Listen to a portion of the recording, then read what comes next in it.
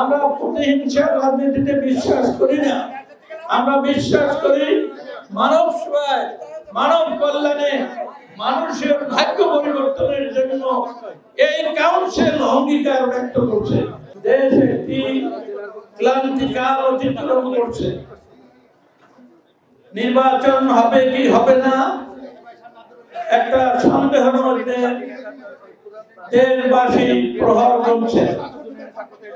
অনিশ্চয়তা এবং সারা দেশে মানুষের জীবনের নিরাপত্তা, মানুষ কখন কিভাবে আহত হবে, আঘাতপ্রাপ্ত হবে, বাড়ির থেকে বের হয়ে ঘরে ফিরতে পারবে কিনা, এরকম একটা সময় আমরা এই কাউন্সিল করছি।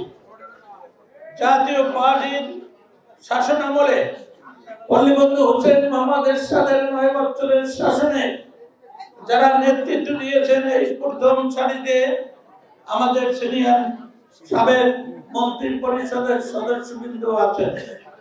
আমাদের সময় কোন মায়ের কোল খালি হয় নাই, আমাদের সময় কোন বিধবার কান্না শোনা যায় নাই, আমাদের সময় মায়ের কোলে শিশু হারিয়ে গেছে, একটি গুলির আওয়াজ শোনা গেছে, পরে সেই শিশুটিকে আমরা দেখেছি যে তার জানাজা হয়েছে। এই রকমের হাজার হাজার ঘটনা সংঘটিত হয়েছে। এই অনিশ্চয়তার হাত থেকে রক্ষা করার জন্য জাতীয় পার্টি আজ এই কাউন্সিলে উপস্থিত হয়েছে। এই কাউন্সিল জাতির জন্য অত্যন্ত গুরুত্বপূর্ণ। আমরা বিশ্বাস করি যে আমরা শান্তিপূর্ণ সহ অবস্থানে থেকে আগামীতে একটি গ্রহণযোগ্য নির্বাচন করতে পারব এবং সেই নির্বাচনে জাতীয় পার্টি জনগণের কাছে যাবে। জনগণের সমর্থন নিয়ে ইনশাআল্লাহ আমরা অতীতের যে কোনো সময়ের চেয়ে আমরা ভালো করব, এই অঙ্গীকার নিয়ে আমাদের এই কাউন্সিল। 8 বছর ধরে এই পার্টির কি অবস্থা ছিল, আমাদের নেতা কর্মীরা তাদের ঘাম পরিশ্রম, তাদের অর্থ, তাদের সন্তানের টাকা নষ্ট করে তারা এই দল করেছে।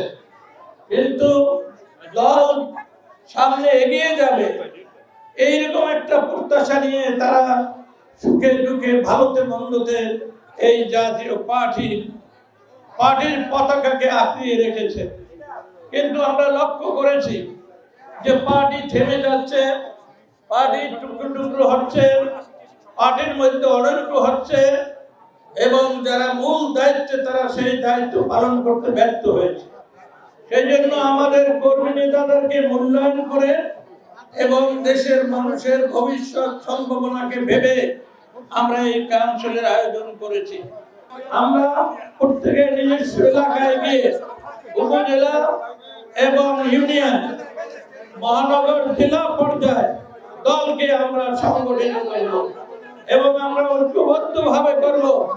আমরা প্রতিহিংসার রাজনীতিতে বিশ্বাস করি না। আমরা বিশ্বাস করি মানব সেবায়, মানব কল্যাণে, মানুষের ভাগ্য পরিবর্তনের জন্য এই কাউন্সিল অঙ্গীকার ব্যক্ত করছে।